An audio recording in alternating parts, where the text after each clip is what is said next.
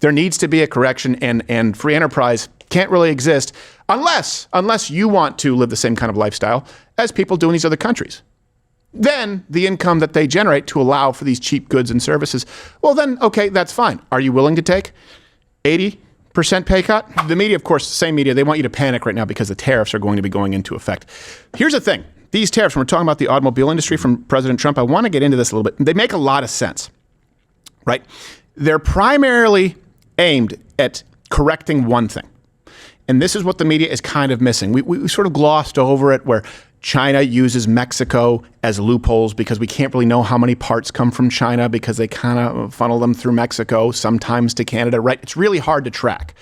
That's what these tariffs are aimed at affecting, right? Trade imbalances and some unfair practices from China, and President Trump is going to use the USMCA to do it. So the tariffs are set to take effect this week, and according to the left, and by the way, some libertarian economists on the right, you should be super, super scared. You should be terrified.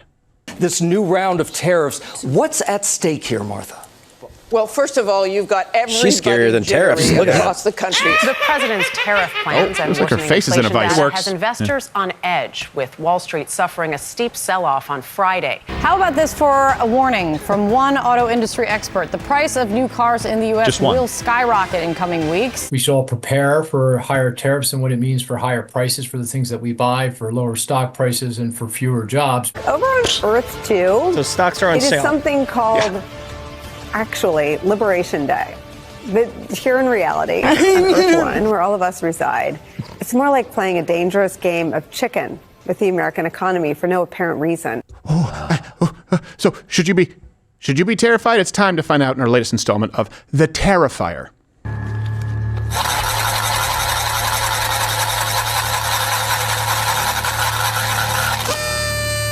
Sir.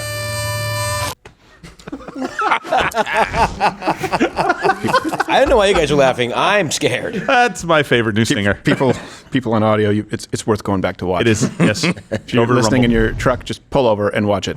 It's worth it.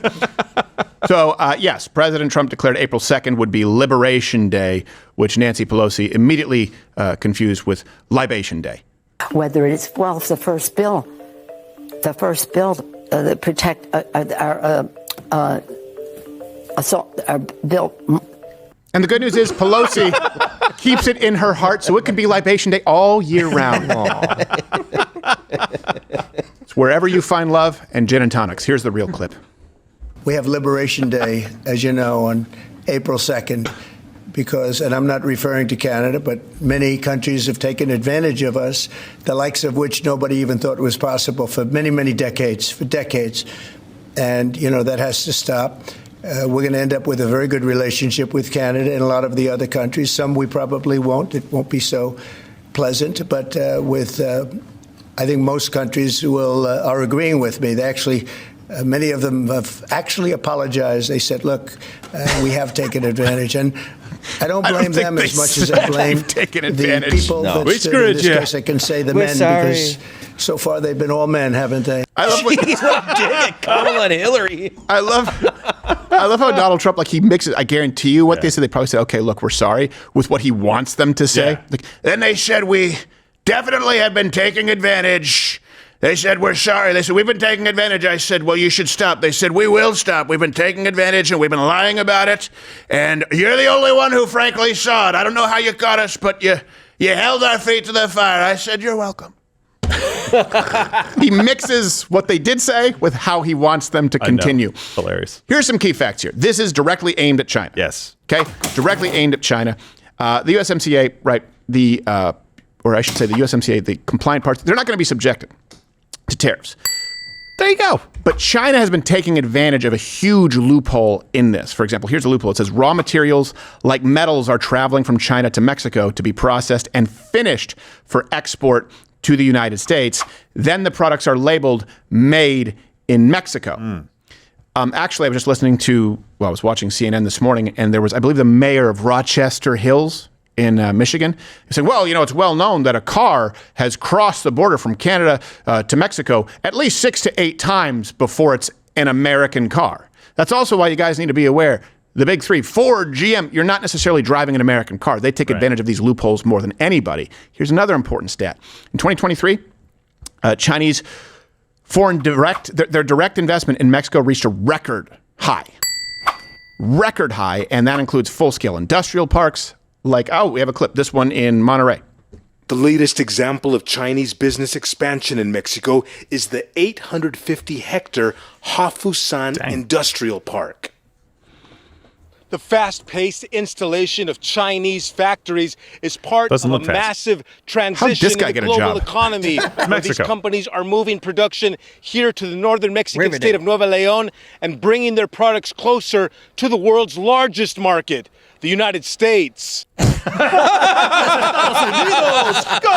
that guy was really bad at his job, and someone's like, you just got to sell it with energy. He's like, okay. They're going to export to the United States. Like, okay, professional wrestling, tone it down a bit. Sound a little Brazilian. I don't know, maybe give him a bigger mic. Give him a big eggplant to talk into. I need to use the phone. Should have given him a luchador mask. Yes. They're like Pedro Rascal.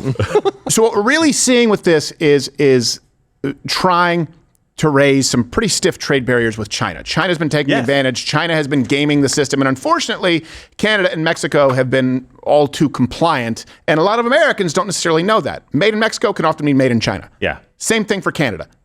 Same thing for the United States sometimes, but at least we're tracking it. Yeah, and he's doing this at the right time, too. So I'm glad he's doing it. But the UAW president actually just came out and said that tariffs are a tool in the toolbox.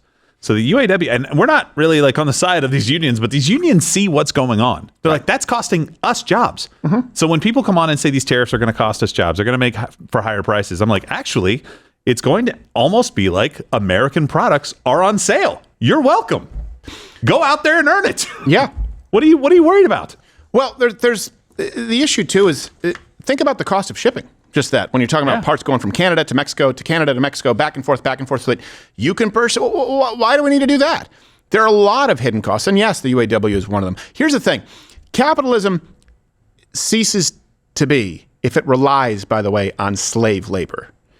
And if you're relying on that slave labor with illegal immigrants here in the United States, or you're relying on that slave labor in third world countries to use a loophole and then send it to a country that claims they don't rely on slave labor, guess what?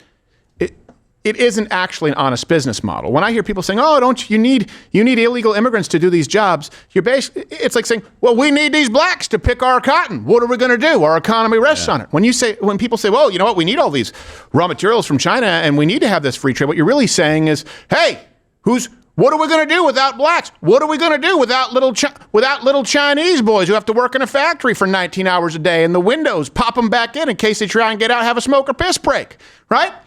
It's slavery. Sure, I feel bad for him, but we got to build a railroad somehow. Right. This is really what we have to deal with. There needs to be a correction. And free enterprise can't really exist unless you want to live the same kind of lifestyle as people do in these other countries. Then the income that they generate to allow for these cheap goods and services, well then, okay, that's fine. Are you willing to take 80% pay cut? That is important. And I am a free enterpriser. I am a capitalist. But the system has been gamed. And it's also been gamed in the favor of the communist government who doesn't want to acknowledge the failure that they have been. And so they have to subjugate people and, of course, continue this never-ending supply of slave labor. And I understand it. By the way, it's not lost on me. A lot of things in the United States you can't get unless they are made in China because they don't make them here anymore. Key fact number 2, it makes sense for Donald Trump to do this now. Key fact number 2 about what? About Donald Trump's tariffs. Oh, tariffs. Okay, the Terrifier. That's right. Yes. All right. Now, there is going to be some short-term pain, but it makes sense to do long-term if we understand how this will kind of line up with midterms. So here's actually the Treasury Secretary, Scott Bessent, talking about the short-term pain. Can tariffs be a one-time price adjustment? Yes.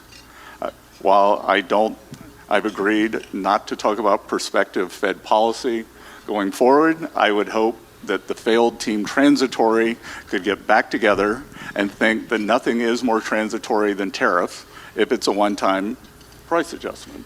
And keep in mind, though, midterms aren't until 2026. That's when the negotiations, by the way, are set to begin. So you wouldn't want to be pushing for this right before a midterm election. It would make sense for this to take place now. Yep, you'll see some growing pains, things stabilize before the midterms where people likely would, if not just forget about it, see the fruits of the tariffs themselves. Yeah. Also, here's a bonus fact for you.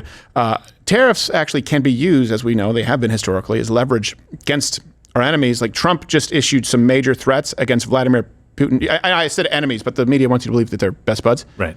But he seems pretty angry with Putin, and he said that they better start getting in line as it relates to playing ball with Ukraine. Just hours ago, President Trump called me to tell me he is, quote, pissed off with Russia's President Putin and threatened to impose secondary tariffs on Russia's oil. Quote, if Russia and I are unable to make a deal on stopping the bloodshed in Ukraine, and if I think it was Russia's fault, which it might not be, but if I think it was Russia's fault, I am going to put secondary tariffs on all oil coming out of Russia. Mr. Trump said 25% tariffs on Russian oil could happen any moment and told me he plans to speak with President Putin this week. The president told me, quote, I was very angry, pissed off when Putin started getting into Zelensky's credibility and started talking about new leadership in Ukraine.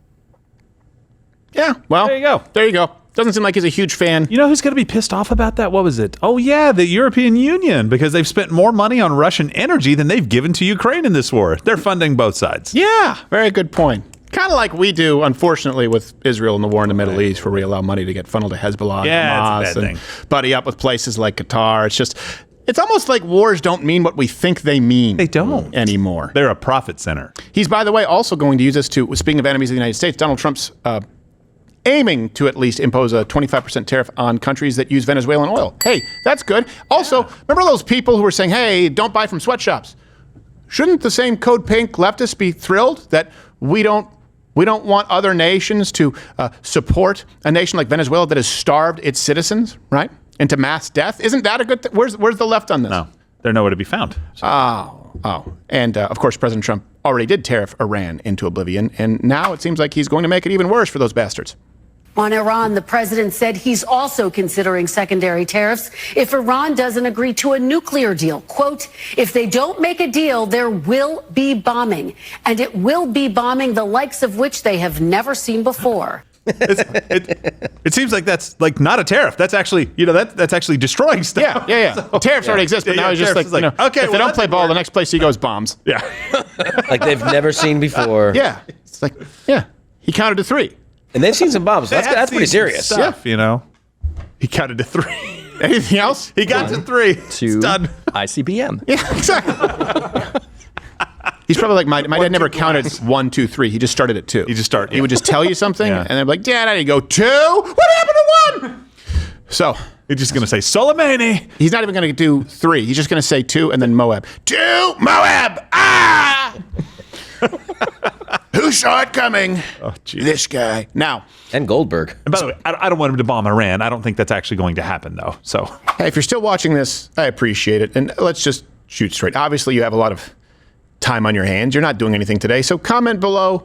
It helps with the YouTube algorithms from the overlords. Or just, watch one of these other. If you want to kill some more time, watch this video here. It's going to be very similar. And shoot, I rolled over my headphone cord. It doesn't just click. Is that broken?